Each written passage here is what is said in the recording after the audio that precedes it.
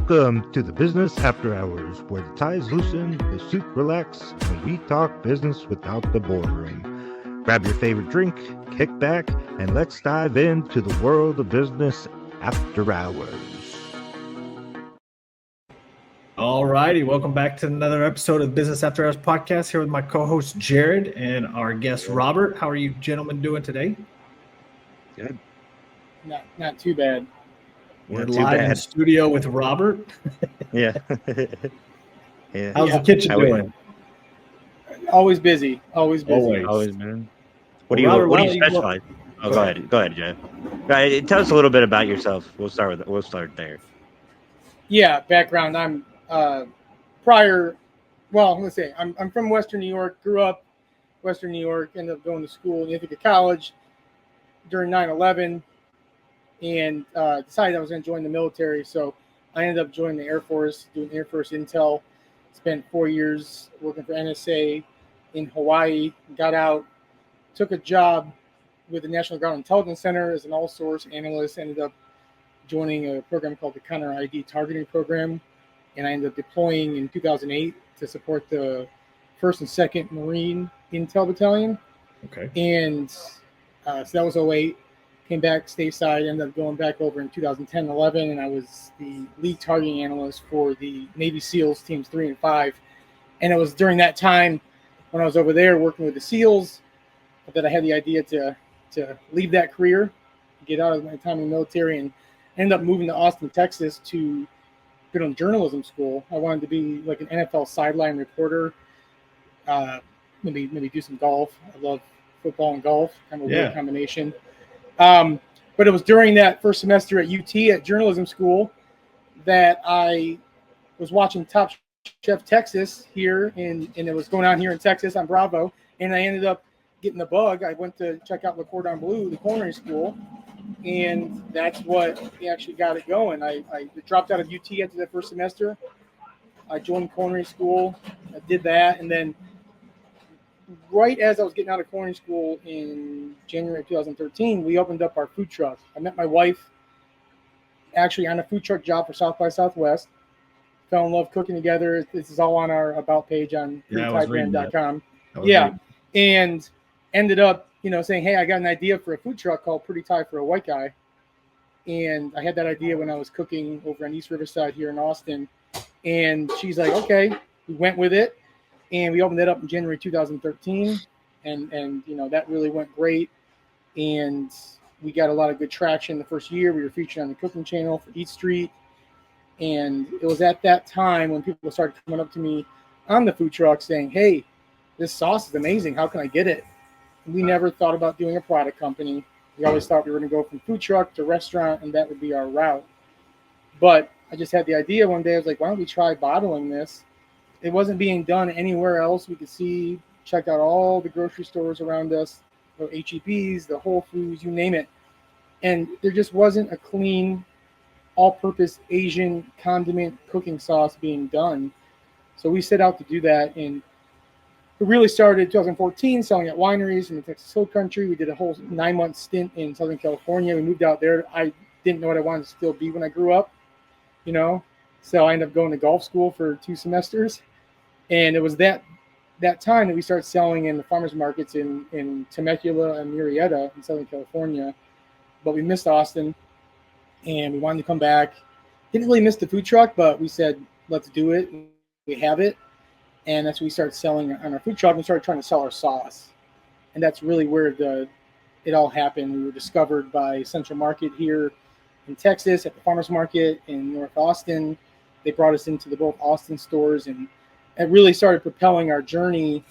And it's been a crazy journey over the last 9 years. A lot of ups and downs, a lot of personal tragedies that we went through just to be where we are today in my shared 1,000-foot square kitchen.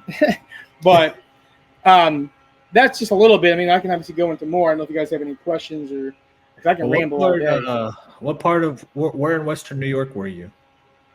Yeah, I grew up in a small town called Cuba, New York.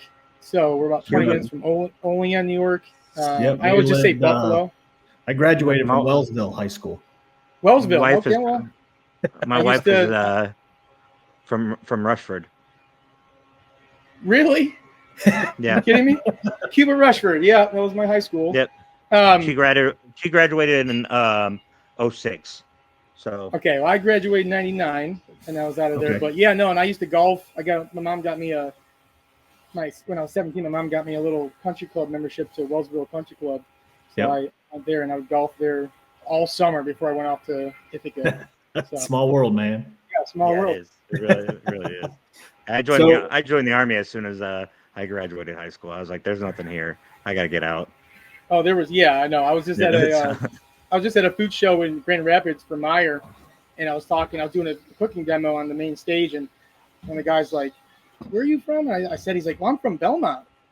And I was like, "Really?" And he's like, "Man, I had to get the hell out of there. There was nothing." I'm like, "Yeah, you and me both, brother." Absolutely.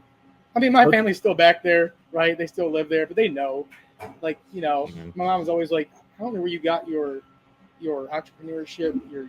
And I'm like, "I got it from watching you raise me and my sister on, working at the Copper Keg restaurant for nickels and dimes and quarters, and how hard you had to bust your ass to just give us what we needed, and I didn't want that." The old Copper growing Keg, up. man.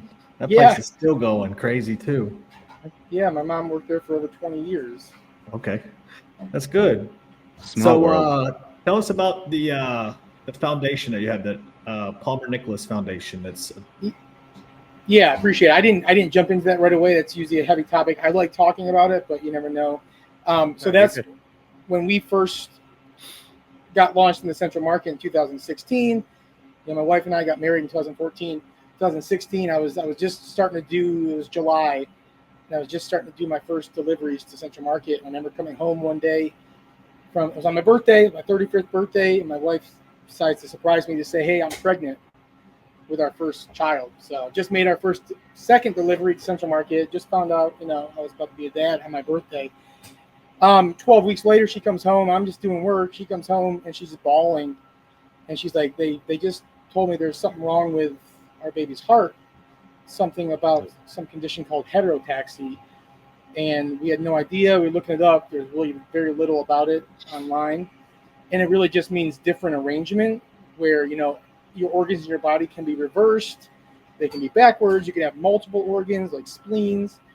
And in the case of Palmer, his heart was backwards. So he had dextrocardia. And because of that, it caused several other conditions. And it was, we ended up going to every single month for the next, 7-8 months to a pediatric cardiologist just to get checkups. And they're trying to say, "Hey, listen, there's kids that can live with this and they can have a normal life. They get to a teenager and maybe they get a little winded a little easier, but they can still play sports. They can do look at what's the guy, the snowboarder, Sean, I forget his name now. He's a redheaded. Shaun White. Shaun White. He had a heart condition. And look what he did. I'm like, okay, they're pumping us up. And then, April 1st, 2017, Palmer was born in the OR. And the doctors come up to us and they're like, "We found 2 more conditions that are worse than what we thought." And one of them was MAPCAs, which had multiple aortic, passes coming off of where your aorta is supposed to go into your lungs to come back up into your heart, and it was all messed up. And then he had a problem with his TAPPR coming back into his heart. So he had a problem getting the blood through. He had single ventricle, and I had to learn how to be a doctor really quick. right. So, my wife was stayed back at the hospital. We had to get taken over. He had to take over an ambulance. I followed the ambulance to the PQ at Dell Children's, and I got there, and the doctors come in, and the first thing they say to me is, "Well, your son coded on the ride over in the ambulance. He almost died." Oh. And then within an hour, I saw him code again for 2 minutes, and it was like a scene out of ER. Doctors running into things, running everywhere, sirens going off, and I'm watching my son die right in front of my face. And my wife's not here. She's not here to see that. And I didn't want to tell her what was going on. But, we spent 6 days total there. And, it culminated in the doctors pulling us into a room and telling us that our son had 0% chance of living and we should just let him pass.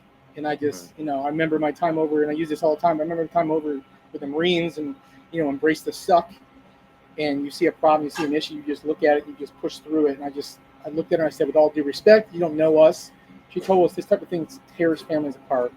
took the paper she had used to say we couldn't, our son wouldn't survive, and I took it and I called the number on it. It's like a 10-year-old document, and it was the secretary for a doctor in Stanford that specialized in this condition. And I just started talking. I started bawling, and within 30 minutes, I had that doctor on the phone about to go to the ER. I talked to him for 30 minutes, and after that 30 minutes, he's like, "I'll take your son and I'll do this surgery."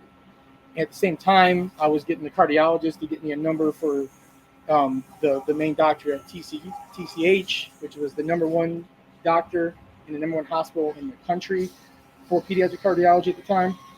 And I'm getting him on the way to the airport, and I'm talking to him, and it's weird. They're like competing with each other. They're like, "Well, I can do it. Well, I can do it." I'm like, "This is my son's life. I want to know." They're like arguing about who can do it better, like getting really, I'm like, okay. And I'm like, we're trying to make all these decisions, and it just, we could talk about this for hours, guys, but basically we were medevaced to TCH, me and Palmer that night, and my wife followed. And, basically day 9 of his life, he had a 21-hour open heart surgery. Every single hour upon the hour, we're being told if our son's alive or not. He gets done with it, and he looks like a balloon. And I remember seeing him and say, how'd that go? And the doctors are like, well, if it weren't for this machine, he'd be dead right now. They're very blunt at TCH. They pretty much talk, which I liked, but, every day is life or death. Every single second is life or death, and you've got to live in that world. And we lived there for 47 days, and a lot of stuff happened. But, the biggest thing that happened was I promised Palmer that I wasn't going to give up on this, that I was going to see this through, what him and his mother and I built and started, in 2013 on that food truck. And because I knew it was something great. I knew we had something good. And I just promised that I was going to see it through. So that's what we've been trying to do for the last 7+ years now. And we started the Palmer Nicholas Foundation about 1.5 years after Palmer passed, May 17th of 2017. And we did some events pre-COVID, and then COVID hit. We were feeding families at the Ronald McDonald House as much as we could, and at TCH.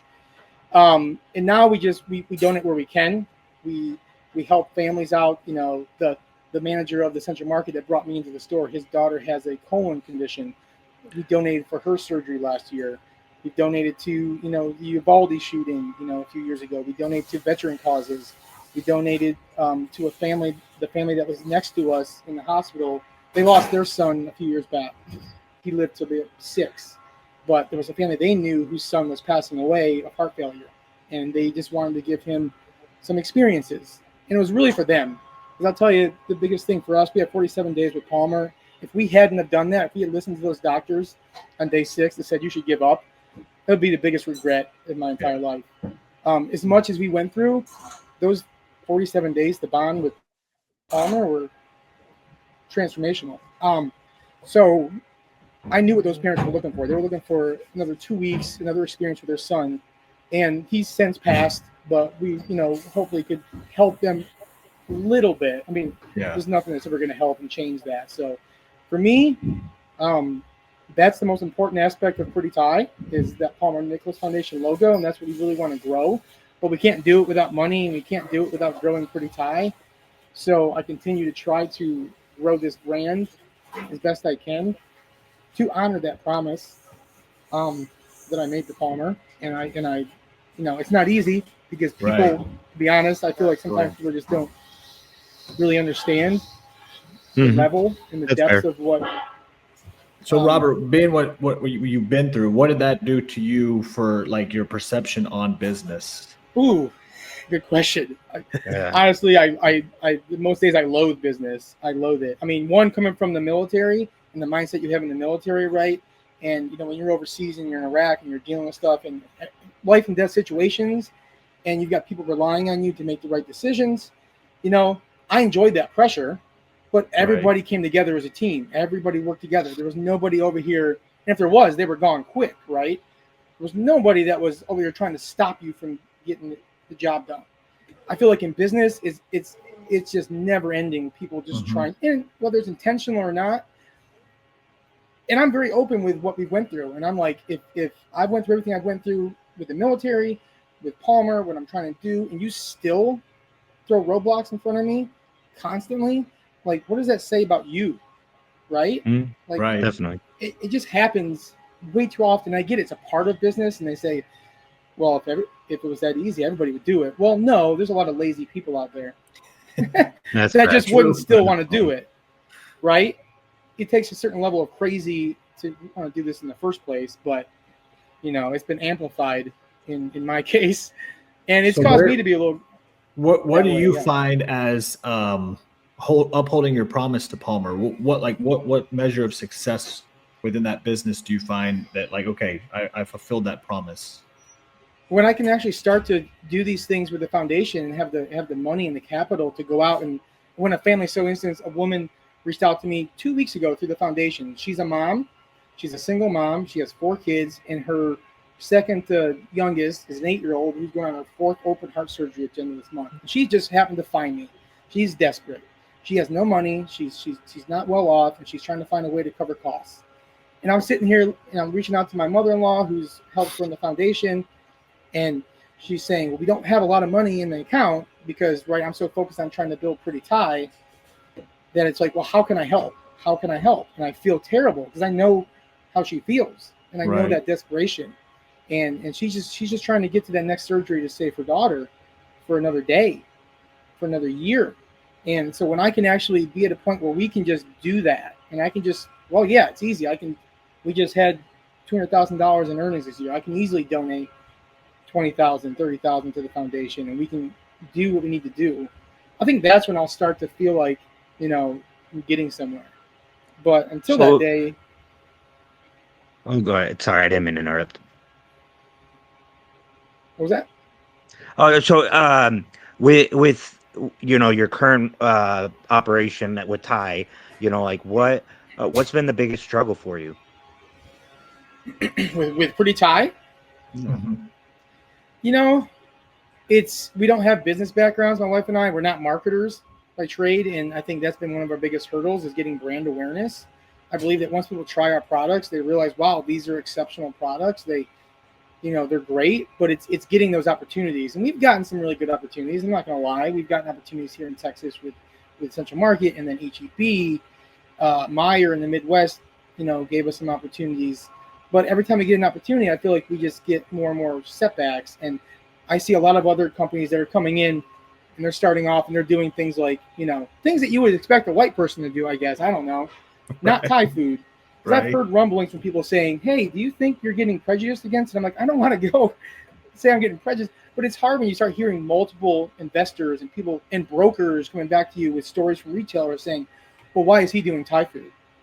I'm like, well, I don't know. I spent 2 years of my life over in a sandbox. I saw how hellish this world can be. I went there because I believed in what this country stands for, which is that American dream, that if you put your mind to it, you can do anything. And maybe I just wanted the American dream as well. Maybe that's what I want. Maybe that was foolish of me to think I could get it, but that's what I was fighting for. And, I just had a passion for Thai food. And I saw the food. I saw growing up where we grew up, guys, I don't think I had cilantro until I was in Hawaii. So those flavors didn't exist where we grew up, right? You didn't have those flavor profiles. It's so true. It just blew me away. Yeah, nothing crazy. So it just blew me away about, well, this is what it could be. So that's why I fell in love with Thai food. And it's always been coming from a place of good, and I always wanted to showcase that. And I don't know, it seemed like whereas other companies coming in doing something, like I was saying, easier, they just keep getting yeses. Yes. And I know it's not easy. Grass is always greener, but you just keep seeing, oh, he's got another 500 stores, got another 1,000 stores, and they've been doing it for a fraction of the time as us. I'm like, why do I keep getting no's? We've proven at HEB that our product sells. Amazon, top Thai peanut sauce on the market. Amazon choice for our sweet chili sauce. We've been doubling our business year over year, and yet we still continually get ignored by places like Whole Foods and rejected by Publix, and every single Southern California store you can imagine has rejected us. And I don't have an answer for it. I think I'm too blunt. That could be a problem. It could be a problem. It's, it just about. Can a salesperson go in for you? Well, yes. Maybe a Thai lady or a Thai gentleman go in and do the pitch for you. I mean, I don't know if I'd go that. I don't know, man. Like anything's possible. I just want people to see us for what we are, which is a really high quality product. You know, we the integrity, the excellence that I did when I was in the military, that's the same thing I'm putting into this. And yeah, I mean, we need somebody. I've always said I need a co-founder type that can come in, allow me to do the product development, do the production, go out and demo and do all that stuff, because I am really passionate about it. But when it gets into the nitty gritty inside those rooms, talking to retailers, talking to distributors, talking to brokers, that's not where I shine. Right. It's just not where I shine. Sure. I need to, you know, and I know that, and I've realized that about myself over the last few years. And it's just finding that person has been super difficult. So how many stores are you in? We're in between Wire and HEB. We're in almost 600. We're in a bunch of small mom and pops around the country. We just landed Walmart. That's not supposed to go on board until October here in Texas. That'll be about 375 locations. So it'll be about 1,000 doors by the end of this year if we don't get any other retail accounts at that time. Wow, you guys are really expanding. I mean, even for all the no's you're getting, at least you're still figuring out ways to expand. I mean, Walmart's going to be huge. Obviously, Amazon seems to be serving well for you. And you said Meijer as well? Meijer in the Midwest. Yeah. We went to Meijer in 2021, and we're just about to switch over from the condiment set into the world food set in there. So I'm actually excited about that. Maybe get more visibility on the brand. Yeah. No, that's surprised awesome. Surprised you didn't reach out to like Tops and Giant, you know, if they're still, I don't know if Giant's still around, to be honest. Well, no, they are. The Giant's probably in my hometown. Well, Price Chopper, which is, and then Market 32 is the higher end version. They actually have us on the shelf at 32 Market 32s up in the Pennsylvania, up into the Albany area. Mm-hmm. So if it's a Market 32 store, you can find a few of our sauces right now in a specialty set there. That's been going on since June of last year. That's just a small. It's surprising because where we come from is a very poor area, right? Like very low income area. Yet that whole area, when it comes to like retail in the Northeast, super expensive to do business. You wouldn't happen to have like a label close by or that, so that we can show what like the bottle label looks like, for you? Is that possible? Just so our guests can see what they look like, Yeah, this is actually our sriracha. This is brand new. I just launched it this past year. It's amazing. It's a different kind of sriracha, bigger, bolder, zero sugar, thickened and sweetened with red bell pepper on there. So this is a new packaging. It's a phenomenal sauce. Like, the thing with sriracha, and I get it, everybody loves sriracha. You only know what you know, right? What you're introduced to growing up. And what we grew up eating was red, yellow this and yellow color that and all these fake ingredients. Taco Bell was the Mexican food. Yeah. I remember when I got out and I was doing my job in Virginia, and I brought my sister up, and I'm going to the store and I'm trying to shop healthy, and she's like, stop it. She's buying all this crap. And I'm like, Jill, you got to stop eating all that stuff. Like, it's not good for you. It's a lot of junk in there. And we all eat junk. But you can stop. No, you're right. So when I really stopped eating, I never really loved sriracha, but we'd eat it and we'd use it. And then I stopped eating for a while, and I started eating it again, and I immediately got a stomachache. And if you look at the ingredients, half of the ingredients aren't real ingredients. They're not. It's most not real food. Exactly, but people are used to it, and that's what their bodies are used to. So it's like a drug. If you take yourself off that drug, if you get through it long enough, if you go back to that, your body's going to react differently, and your body's going to react negatively to those foods because of what they are, which is not actual food. So that's really what we try to do. We're not trying to be pretentious about it. We're blue collar, hard working. And we just want to give you good ingredients and good products to use to create good meals, but using good ingredients, simple ingredients. So, well, as we wrap up our time here, why don't you go ahead and just showcase both your product, give a sales pitch, and then also the foundation as well. Yeah. So, of course, Pretty Thai. It's a chef-driven line of small batch sauces and spices, free from all fake. Zero shortcuts. So it's just going to give you that unique restaurant quality experience in the comfort of your kitchen. You're going to have fun cooking at home. It'll transport you to the streets of Thailand without leaving your kitchen, right? It's amazing. And I like to say, whatever you're used to eating, your everyday meals, you can just use our products and tie it up. And with the Palmer Nicholas Foundation, obviously every bottle of Pretty Thai that you purchase, you'll see the Palmer Nicholas Foundation logo. And you can actually go to our website right there that you've got on the screen, and you can donate. So when families that are reaching out to me that are going to their daughter's 4th open heart surgery, we can help provide, and we validate everything. We can help provide, support through, meals and lodging and other things, so that these families don't have to worry about anything else but being there for their child. No, and that's awesome. my ultimate goal, right? You have Saint Jude's Foundation, which is an amazing foundation that helps children that are going through cancer, and the families go in there. They don't have to pay for anything. That doesn't exist for heart families, and it never ends. If your child survives, you go through that as long as your child lives. Yep. And Absolutely. I want to try to one day hopefully create something that's similar to St. Jude's. It's a pie in the sky aspiration, but the more Pretty Thai you buy, the more chance of that becoming likely in the future. So we appreciate it's not the available support. in the store at your local area. It's available on Amazon, correct? Yeah, Amazon. Amazon is a great place to get it. You can also go to our website at prettythaibrand.com, and you can purchase it through there as well. Okay. Awesome. All right. Jared, you got anything? No, thanks again, Robert, for coming on. It's been really insightful. You provided some great info on your business, so I appreciate you taking the time. I know you're pretty busy. So, Yeah, thank probably just lost a bunch of more retailers and distributors now, but who cares, right? you're good. Let's hope we can get you nationwide and then take off the or have the Palmer Nicholas Foundation take off too. I mean, that would be obviously probably warm your heart more than your business taking off. 100,000%, yeah.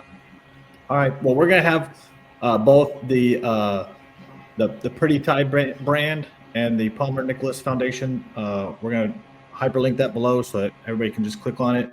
You guys feel the need, go ahead and donate. They are a 501c3, so it is a tax deduction if that's what you're worried about. But out of the kindness of your heart, if you wouldn't mind donating.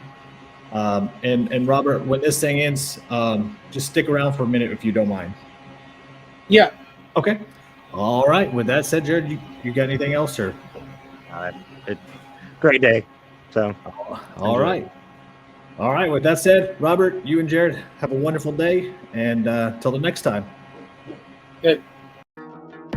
welcome to the Business After Hours, where the ties loosen, the suit relax, and we talk business without the boardroom. Grab your favorite drink, kick back, and let's dive into the world of business after hours.